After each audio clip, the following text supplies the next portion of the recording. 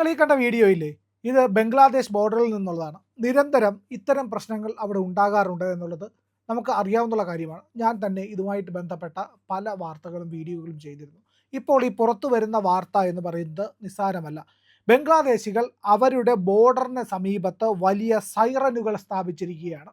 അതായത് Bangladesh border guard Bangladesh എന്ന് പറയുന്ന ആ വിഭാഗമുണ്ടല്ലോ, അവരുടെ അർദ്ധസൈനിക വിഭാഗം, അവരുടെ അതിർത്തി കാക്കുന്ന വിഭാഗം, അവരവിടെ വലിയ രീതിയിലുള്ള സൈറനുകൾ സ്ഥാപിച്ചിരിക്കുന്നു. സാധാരണഗതിയിൽ സൈറനുകൾ സ്ഥാപിക്കുന്ന എവിടെയാണ്? എന്തെങ്കിലും അപായ സൂചന വരുന്നിടത്ത്. നമ്മൾ വിശദമായി കേട്ടിട്ടുള്ള വാർത്ത ഇതാണ്, ഇസ്രയേലിൽ സൈറനുകൾ മുഴങ്ങി. എന്താണ് ഈ പറയുന്ന ഹമാസ് അല്ലെങ്കിൽ ഇറാനൊക്കെ തന്നെ മിസൈൽ അയക്കുന്നതിന് തൊട്ട് മുമ്പ് അപായ സൂചന നൽകിക്കൊണ്ടാണ് സൈറനുകൾ മുഴങ്ങുന്നത്. എന്നാൽ ഇപ്പോൾ ബംഗ്ലാദേശ് ബോർഡറിൽ സൈറൻ മുഴങ്ങുന്നത് എന്തിനാണെന്നറിയാമോ? അവിടുത്തെ ഗ്രാമീണരെ സായുധമായി സംഘടിപ്പിക്കാൻ വേണ്ടിയിട്ടാണ്.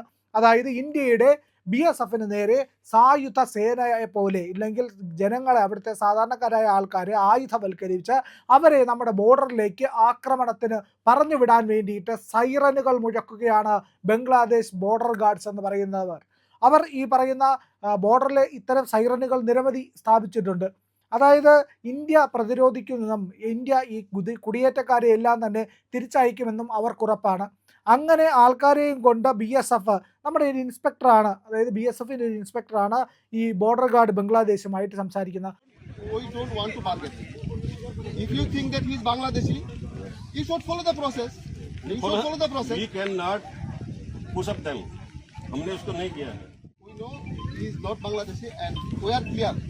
We are clear he is not Bangladeshi. You should ask him. You should ask him, and is he Bangladeshi? Yes. Bangladeshi. അവരോട് പറയുന്നുണ്ട്, നിങ്ങളുടെ ആളാണ്, ഞങ്ങൾ അതിർത്തി കടത്തി വിടാൻ വേണ്ടി വന്നതാണ്, അനധികൃതമായി ഇന്ത്യയിൽ കുടിയേറാൻ കഴിയില്ല. എന്നിട്ട് പറയുന്നു, നിങ്ങൾ അയാളെ വിളിക്കുന്നുണ്ട്, അയാളെ വിളിച്ചിട്ട് പരിശോധിക്കാൻ പറയുന്നുണ്ട്, അയാളുടെ രേഖകൾ പരിശോധിക്കൂ, അയാൾ ബംഗ്ലാദേശിയാണ്, അയാളെ നിങ്ങളുടെ രാജ്യത്തേക്ക് നിങ്ങൾ സ്വീകരിക്കണം എന്നുള്ളത് ഇന്ത്യയുടെ, ഞങ്ങൾക്കിത് അംഗീകരിക്കാൻ കഴിയില്ല എന്ന് പറഞ്ഞുകൊണ്ട് BSF പറയുന്നുണ്ട്. അപ്പോൾ BSFിൻ്റെ ഈ പറയുന്ന BGB, അതായത് ബോർഡർ ഗാർഡ് ബംഗ്ലാദേശ് പറയുന്നുണ്ട്, രേഖകൾ നോക്കാം, ഞങ്ങൾ പരിശോധിക്കാം എന്നൊക്കെ പറയുന്നുണ്ട്. അപ്പോൾ BSFകാരൻ പറയുന്നുണ്ട്, സിവിലിയൻസിനെ ദൂരേക്ക് പോകാൻ പറയൂ. সবাই ব্যাক করেন, সবাই ব্যাক করেন, নিয়ে নিন, ভিডিও নিয়ে নিন. സിവിലിയൻസിനോട് മാറി നിൽക്കാൻ പറയൂ. കമ്പും വടിയുമായിട്ട് ബോർഡറിൻ്റെ അടുത്തേക്ക് വന്നു കഴിഞ്ഞാൽ ബുള്ളറ്റ് ആയിരിക്കുമെന്ന് സംസാരിക്കുക. ഇത് നമ്മുടെ BSFകാർ പറയുന്നുണ്ട്. ഇതിനെ പറ്റിയിട്ട് സുനന്ദ ആചാര്യ എന്ന് പറയുന്ന എക്സ് ഹാൻഡിൽ കൃത്യമായിട്ട് തന്നെ ഇതിൻ്റെ വീഡിയോ പങ്കുവച്ചിട്ടുണ്ട്. അവർ ഈ പറയുന്ന ഇതിനകത്ത് വിശദമായിട്ടുള്ള വിവരങ്ങൾ പറയുന്നുണ്ട്. അതായത് സ്വന്തം രാജ്യത്തെ ജനങ്ങളെ തന്നെ അവർ ശത്രുവായിട്ട് പ്രഖ്യാപിക്കുകയാണ് ബംഗ്ലാദേശ് എന്തിനാണ്? സ്വന്തം രാജ്യത്തെ ജനങ്ങൾ, അവർ ബംഗ്ലാദേശികളായിക്കോട്ടെ, അവർ ഇങ്ങോട്ട് വന്നു കഴിഞ്ഞാൽ ഞങ്ങൾ വെടിവെച്ച് കൊല്ലുമെന്നാണ് പറയപ്പെടുന്നത്. അതായത് ഒരുപാട് ബംഗ്ലാദേശി സിറ്റിസണുകൾ, അവരുടെ പൗരന്മാർ ഇന്ത്യയിൽ തങ്ങുന്നുണ്ട്.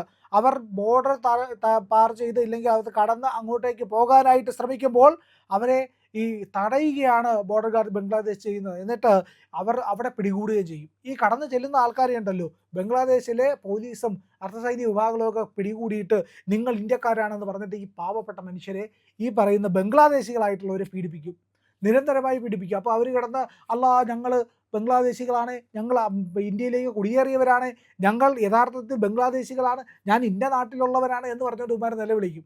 അപ്പോൾ പറഞ്ഞു, എന്നാൽ നീ എന്തിനാടാ തിരിച്ചു വന്നത്, നിനക്ക് ഇന്ത്യയിൽ തന്നെ പൊക്കൂടെ എന്ന് പറഞ്ഞുകൊണ്ട് വീണ്ടും ഇടിയാണ്. ബംഗ്ലാദേശി ആയതുകൊണ്ട് പിടികിട്ടും, ഇനി ഇന്ത്യയിൽ നിന്ന് തിരികെ പോകുന്നതിന് പിടികിട്ടും. നിനക്ക് എവിടെയെങ്കിലും അവിടെ ഒളിച്ചിരുന്നവരായിരുന്നോ എന്നൊക്കെ ചോദിച്ചാണ് ഇടി കിട്ടുന്നത് എന്ന് അവിടുത്തെ മാധ്യമങ്ങൾ തന്നെ പരാതി പറയുന്നു. ബംഗ്ലാദേശിൻ്റെ മാധ്യമങ്ങൾ പറയുന്നു, BGB ബോർഡർ ഗാർഡ് ബംഗ്ലാദേശ് സ്വന്തം പൗരന്മാരെ ആക്രമിക്കുന്നത് എന്തിന് എന്ന് ചോദിക്കുന്നുണ്ട്. അവർ എന്താണ് ചെയ്യുന്നതെന്നറിയോ? പിന്നെ ഒരു ക്രൂരമായിട്ടുള്ള പ്രവൃത്തി കൂടി ബംഗ്ലാദേശി ബോർഡർ ഗാർഡുകൾ ചെയ്യുന്നുണ്ട്. അവരെന്ത് ചെയ്യുമെന്നറിയാമോ? ഈ സൈറൻ മുഴക്കി അവിടുത്തെ സിവിലിയൻസിനെ എല്ലാം തന്നെ വിളിച്ചു കൂട്ടിയതിന് ശേഷം ഇന്ത്യ ഇവിടുന്നൊക്കെ അയക്കുന്ന ഈ ബംഗ്ലാദേശി പൗരന്മാരെ ഉണ്ടല്ലോ, അവരെ മാരകമായി മർദ്ദിക്കും. ആൾക്കൂട്ട മർദ്ദനം ചെയ്ത് ചിലപ്പോൾ അവിടെ കിടന്ന ആൾക്കാർ മരിക്കും, ഇല്ലെങ്കിൽ ചിലപ്പോൾ ഇന്ത്യയിലേക്ക് വരാൻ വീണ്ടും ശ്രമിക്കും. അപ്പോൾ BSF തടയും. അപ്പോൾ ഇവർ തിരിച്ച് വീണ്ടും ഓടിപ്പോവും. അവിടെ ചെല്ലുമ്പോഴത്തേക്കും ഈ പറയുന്ന ബംഗ്ലാദേശിൻ്റെ ഈ ബോർഡർ മേഖലയിലുള്ള ആൾക്കാർ തന്നെ ഒത്തുകൂടി ഇവരെ അടിച്ചു കൊല്ലും, ഇല്ലെങ്കിൽ അടിച്ച് ജീവച്ഛവമാക്കി പോലീസിൻ്റെ കയ്യിലേൽപ്പിക്കും. പോലീസ് ഇവരെ കൊണ്ടുപോയി പരിശോധിക്കും. പിന്നെ ഒരു വലിയ പേടി കൂടിയുണ്ട് കേട്ടോ, ദുരന്തർ ഈ ബംഗ്ലാദേശിലേക്ക് കടന്നു കയറുമോ, അജ്ഞാതൻ ബംഗ്ലാദേശിലേക്ക് ചെല്ലുമോ എന്നുള്ള വലിയ പേടിയുണ്ട് അവർക്ക്. ഈ പറയുന്ന ഇടയ്ക്ക് നമുക്കറിയാമല്ലോ ദീപു ചന്ദ്രദാസ് എന്ന് പറയുന്ന ഒരു ഹിന്ദുവിനെ, ബംഗ്ലാദേശി ഹിന്ദുവിനെ അവിടെയുള്ള ഇസ്ലാമിസ്റ്റുകളെല്ലാം കൂടി തല്ലിക്കൊന്ന് മാരകമായി മർദ്ദിച്ച് കെട്ടിത്തൂക്കി കത്തിച്ചു.